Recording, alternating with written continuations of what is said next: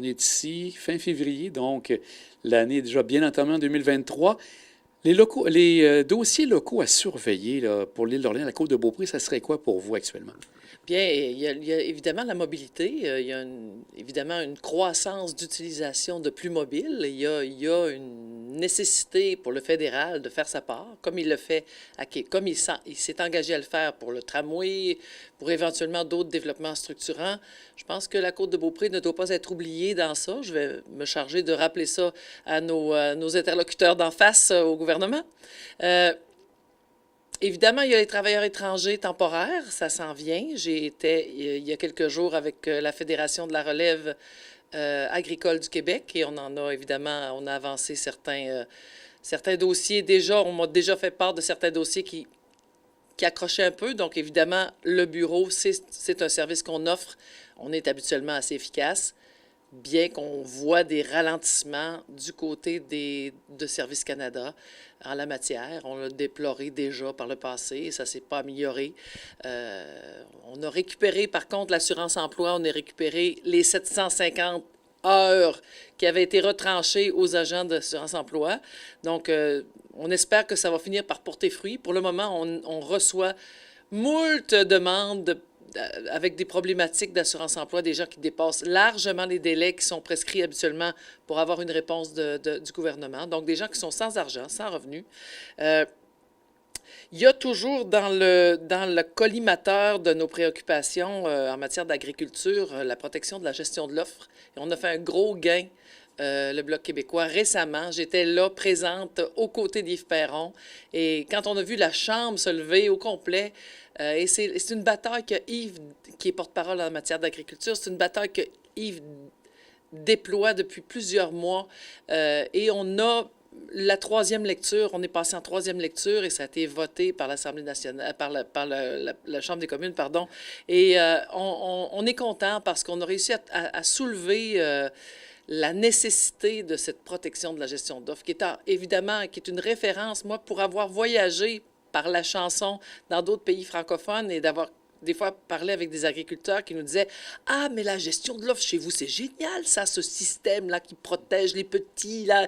Alors, il y a vraiment, on est vraiment content parce que c'est vraiment le Bloc qui porte la gestion de l'offre. Et le président me l'a dit hier, vous êtes les porteurs de cette défense-là et on vous remercie. Donc, j'étais très, très contente de faire partie de cette équipe qui défend la gestion de l'offre pour nos agriculteurs. On a quand même pas loin de 50 fermes qui sont sous gestion de l'offre dans la circonscription. Donc, c'est important. Donc, voilà, on est très content de notre travail. C'est un travail acharné, j'ose le dire, parce que c'est pas gagné rapidement et facilement. Mais on y arrive. Donc, on est très content. Si on regarde justement la gestion de l'offre, juste peut-être pour résumer aux gens, ça consiste en quoi pour les gens qui nous écoutent, pour les téléspectateurs? Bien, en fait, la gestion de l'offre protège le marché québécois des petites et moyennes entreprises en grande partie, mais aussi les producteurs laitiers qui sont quand même des entreprises un peu plus importantes. Ce que ça fait, c'est que ça empêche le gouvernement, dans les prochains traités de libre-échange, avec des traités économiques avec d'autres pays, ça protège donc notre part de marché. On a vu dans les années passées, la CEUM entre autres, que le gouvernement a cédé des pourcentages de marché de produits laitiers en échange de... Alors, on devient comme la monnaie d'échange. Au Québec, c'est souvent le cas. On est toujours la monnaie d'échange du Canada quand ils font un traité avec les autres. Donc, on n'handicape pas l'acier de l'Ontario. On préfère pénaliser l'aluminium du Saguenay. La même chose pour le lait. Donc, on est là à la source pour essayer de changer ça. Et pour ce qui est de la gestion de l'offre, on y est arrivé parce que la loi qu'on a déposée, qui est rendue en troisième lecture, donc il y a des grandes chances de passer, c'est une loi qui protège, qui empêche le gouvernement de le faire pour la suite. Donc, c'est bien, c'est très clair. Donc, merci de la précision. Voilà. Aussi, par rapport, si on y va plus au niveau national, il y a certains dossiers, vous avez parlé tantôt justement de la gestion de l'offre. Il y a aussi tout ce qui touche le chemin Roxham. Peut-être une petite précision que vous voudriez donner aux téléspectateurs, je crois. Bien, oui, parfois en communication, on cherche les termes forts pour faire comprendre dans l'opinion publique, pour percuter puis faire comprendre un message. Et lorsque nous avons utilisé dans des publications Facebook le terme tout inclus, c'était au deuxième degré, donc c'était sarcastique. Donc on disait tout inclus pour dire le contraire, en fait. Mais les gens l'ont saisi, il y a certaines personnes qui l'ont saisi au premier degré, en disant que les migrants profitaient du Québec et de son tout inclus, alors que ce n'est pas ça du tout. Nous, ce qu'on défend au Bloc, et depuis longtemps, c'est de régulariser le chemin Roxham. Et régulariser le chemin Roxham, ça veut dire empêcher les passeurs illégaux de faire miroiter aux migrants qui se cherchent une terre d'accueil, qui sont désespérés et qui donnent beaucoup d'argent à des passeurs illégaux pour traverser Roxham par les bois. Et ces passeurs illégaux-là leur font miroiter le tout inclus. Alors que quand ils arrivent en terre canadienne et québécoise, ils se font passer les menottes au poing. C'est pas comme ça, un tout inclus. Alors, mais les gens l'ont saisi au premier degré. Alors, il fallait juste rétablir les choses. J'ai quelques personnes qui m'ont communiqué ça. On en a eu quelques-unes aussi. Mes collègues en ont eu aussi quelques-uns de ces commentaires-là. Donc, il fallait rétablir un peu les choses. Parfois, en publicité, les gens qui font de la communication nous disaient, non, vous y avez été avec de l'image et une espèce de thème fort, mais c'est pas tout le monde qui l'a pris parce que c'est pas tout le monde qui instantanément va faire le lien. Des fois, c'est par manque d'information de la situation. Et je vous le dis, le chemin Roxham, c'est une catastrophe humaine. Et le gouvernement fédéral, en ce moment, dans son inaction, indirectement, cautionne les passeurs illégaux. Il perpétue un peu la situation actuelle? Bien, écoutez, ils sont après donner des gros chèques à McKinsey pour bâtir des grands édifices pour les accueillir jusqu'en 2027. Alors, leur intention, c'est pas de régulariser la situation. Moi, je pense que ça prend des postes frontaliers avec des agents formés et qui sont capables de s'adapter à ce type d'immigration et qui traiteront ces gens-là décemment, qu'on les dirigera, qu'on les répartira au Canada pour que chacun fasse sa part et les accueille convenablement. Et tout ça dans le but que l'intégration se fasse et que ces gens-là s'épanouissent, s'établissent et soient heureux là où on les accueillera. Et ça, c'est ce qu'on défend depuis toujours au Bloc québécois. Et ce serait vraiment vraiment être à côté de la traque de nous prêter des intentions opposées à ça. C'est tout le contraire. Et si vous voulez aller écouter la Chambre des communes sur Parle-Vue, vous allez voir qu'on en pose des questions au gouvernement sur Roxham. Ils savent vraiment plus quoi nous répondre. Ils lisent une feuille, puis des fois, quelle que soit la question qu'on leur pose, ils lisent la même feuille. C'est une aberration. Fait que, faites-vous-en pas avec ça.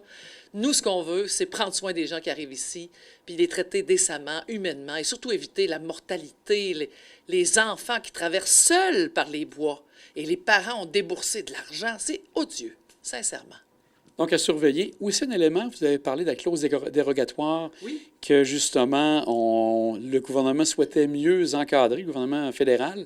Vous avez aussi discuté et bien posé votre position en Chambre. Oui, on a fait une journée d'opposition sur la clause dérogatoire, qui est ça a été établi par M. Trudeau père. Alors, ça a été même accepté à cette époque-là. Et là, on veut soutirer ça, enlever le mordant de cette option qui est donnée à toutes les provinces et le Québec en vue de voter des lois à l'Assemblée nationale qui sont à caractère distinctif. C'est-à-dire, c'est une loi qui s'applique directement à notre modus operandi, à notre façon de fonctionner à l'intérieur de notre territoire, de notre État, que ça prévale sur les grands principes des lois fédérales. Donc, ce qu'on veut, c'est protéger la clause dérogatoire. Et M. Trudeau, lui, parlait de réduire le caractère préventif. Et mon chef, M. Blanchet, disait, non, mais ce n'est que ça.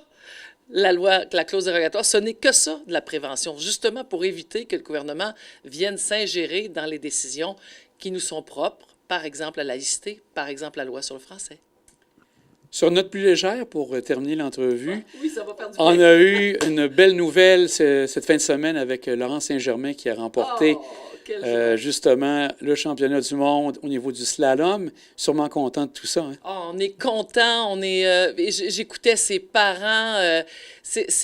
Le travail, cette fille-là a 28 ans, elle fait des études en plus. Je sais ce que ça peut représenter. Je la connais pas personnellement, mais je connais bien, j'en connais d'autres athlètes et je sais à quel point ces gens-là s'investissent et tout leur entourage aussi.